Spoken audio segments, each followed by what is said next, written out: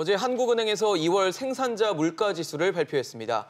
생산자 물가는 지난해 10월부터 하락세를 보이다 5개월 만에 반등했는데요. 네, 이번 생산자 물가는 유가 상승이 큰 영향을 미쳤다는 분석이 나오고 있습니다. 또 일부 품목의 물가는 하락세를 보이기도 했는데요. 과연 생산자 물가가 우리 생활에는 어떤 영향을 주는지 자세한 이야기 전문가와 나눠보겠습니다. 이선정 자립경제연구소 대표입니다. 어서 오세요. 안녕하세요.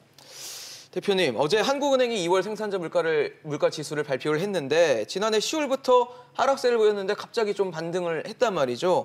어디서 얼마나 올랐다고 좀 볼 수 있을까요? 네, 뭐 반등을 하긴 했는데 수치적으로는 약간 좀 미미한 거는 사실입니다. 네네. 이제 전월 대비 0.1% 상승해서 103.81로 나타났는데요. 네네. 가장 크게 좀 변화가 드러난 부분들은 이제 석유화학 제품들, 이제 국제 유가의 영향을 받은 이런 부분들, 그다음에 원자재 가격 인상으로 인해서 어떤 1차 금속 부분, 이제 화학 제품 이런 부분들의 가격 인상이 좀 컸다라고 보여집니다. 네. 자, 그래도 어찌됐건 5개월 만에 반등한 생산자 물가이기 때문에 이게 또 실질적으로 삶에 어떤 영향을 줄지도 궁금해지거든요. 네, 생산자가 이제 국내 시장에 출하하는 상품과 서비스의 가격을 나타내는 것이 이제 생산자 물가 지수인데요. 이것이 이제 시차를 두고 소비자 물가에 이제 영향을 주곤 합니다.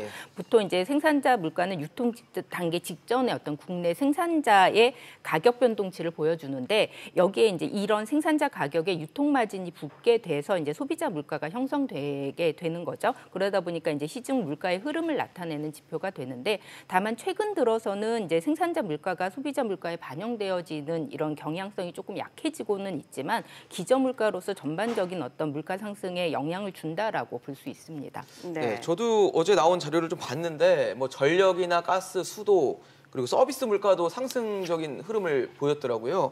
이게 일상생활에 부담이 될 정도라고 볼 수 있을까요? 공공요금인 전력가스, 그다음에 수도요금은 0.1% 올랐습니다. 네네. 그런데 이제 전반적인 서비스 물가 지수는 이거보다 조금 더 많이 올랐는데요. 영향 요인들을 좀 살펴보면 아파트 관리비가 인상이 되면서 이제 주거용 부동산 관리비가 10% 이상 올랐고요. 또 서울시 택시요금 인상으로 인해서 택시비가 6% 이상 올랐습니다. 아무래도 좀 일상생활에서 밀접하게 접하게 되는 품목들의 가격 변동이 좀 많이 오르다 보니까 체감하는 물가는 조금 높아졌다라고 볼 수 있을 것 같아요. 네, 그러면 어떤 품목들이 하락세를 보이고 있습니까? 전기전자기기 같은 경우에는 이제 석 달 연속 계속 하락세를 보여주고 있는데요. 이게 이제 D램이나 휴대용 전화기 또 TV용 LCD 같은 주요 품목의 가격들이 크게 내려지고 있는데 이게 글로벌 수요가 좀 감소하면서 재고가 축적이 되고 있고 또 반도체, D램 그다음에 이제 기존 제품의 재고 처리를 위해서 이제 휴대전화의 가격을 인하시키다 보니까 이런 전기 전자제품 위주로 해서 생산자 물가가 많이 하락했습니다.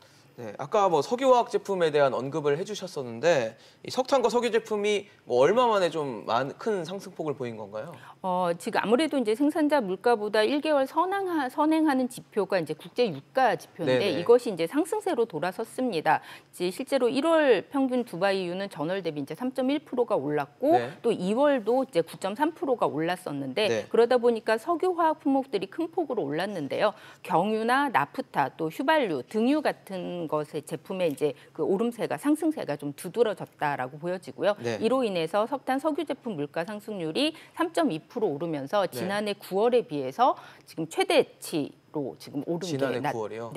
나타난 거죠. 그러다 보니까 이제 이런 유가 오른 영향이 앞서 말씀드렸던 전자제품 이런 반도체 하락분을 좀 상쇄시키면서 전반적인 공산품 생산자 물가 지수는 0.3%가 올랐습니다. 네. 자, 그리고 우리 주부님들이 가장 관심을 가질 만한 그 장바구니 물가에 영향을 줄 만한 농수산물은 오히려 전월 대비 3.6%나 떨어졌네요. 네. 아무래도 이제 농산물이 4.4% 또 축산물이 마이너스 3.7% 이제 떨어졌는데 공급량이 좀 늘어난 품목들, 그다음에 또 수요가 좀 줄어든 품목들의 영향이 컸다라고 보여집니다.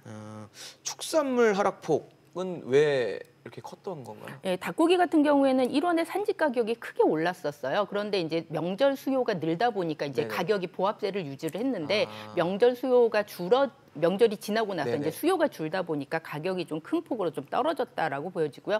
돼지고기 같은 경우에도 구제역이 최근에 이제 좀 안정이 되면서 네. 이제 도축 두순 늘어나는데 수요는 감소한 영향이라고 보여집니다. 네.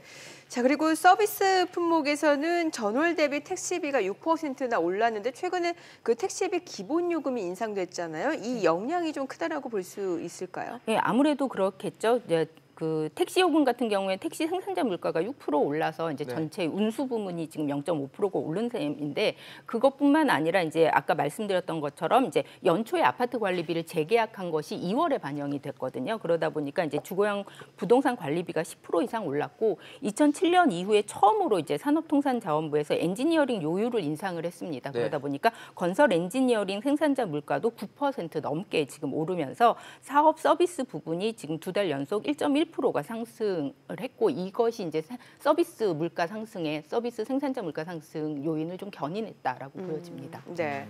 카드 가맹점 수수료는 뭐 9.1%나 하락을 했는데 이게 뭐 최근에 이슈가 된 카드 수수료 인하의 정책에 영향을 받았다 이렇게 볼 수 있을까요? 예, 그렇죠. 왜냐하면 이제 금융위원회에서 카드 우대 수수료 이제 정책을 개편하면서 이게 1월 말부터 이게 이제 좀 시행이 좀 됐잖아요. 네. 그러다 보니까 이제 연마출 5억 원 이하에서 이제 30억 원 이하로 이제 적용 대상이 좀 이제 확대가 되다 보니까 수수료 부담이 많이 좀 떨어졌는데요.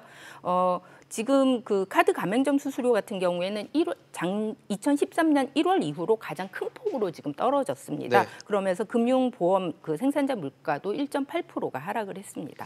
요즘 뭐 카드 가맹점 수수료 협상 가지고 얘기가 많은데 이게 정리가 돼서 좀 안정화된다면 생산자 물가에도 영향을 준다고 볼 수 있을까요? 아무래도 이제 그 아파트 관리비나 택시비처럼 서비스 품목이 오른 것들을 이제 상쇄한 측면들이 있기 때문에 네. 물론 이런 이제 그 한 개 서비스 품목의 가격 인하가 이제 전체적인 물가 상승세에 영향을 미친다라고 볼 수 있지만 좀 어느 정도 좀 제한적이다라고 좀 보여지고요. 이보다는 앞으로의 이제 물가 흐름에 있어서는 국제유가 오름세로 인해서 이것이 이제 생산자 물가 상승세로 계속 이어질 것으로 보여진다라고 좀 전망이 되고요. 좀 주목해서 볼 거는 이제 전기전자 제품의 하락세가 어느 정도 완화되어지는지 이런 여부들, 그다음에 농수산물 식품의 어떤 이제 움직임 이런 것들에 좀 주목해서 좀 보실 필요가 있습니다. 일단 5개월간 이어져 오던 하락세가 반등해서 이제 상승세를 이어갈 것으로 보인다라는 측면들은 네. 예측이 되지만 그 1년 전과 견주어 볼 때는 물가는 오히려 되려 지금 2년 5개월 만에 하락세를 지금 보였거든요. 네. 그래서 어떤 기조적인 흐름에 있어서는 여전히 좀 부진하지 않을까라는 우려의 목소리가 나오고 있습니다. 네. 네, 그렇군요. 자립경제연구소 이선정 대표와 얘기 나눠봤습니다. 대표님 말씀 잘 들었습니다. 잘 들었습니다. 감사합니다.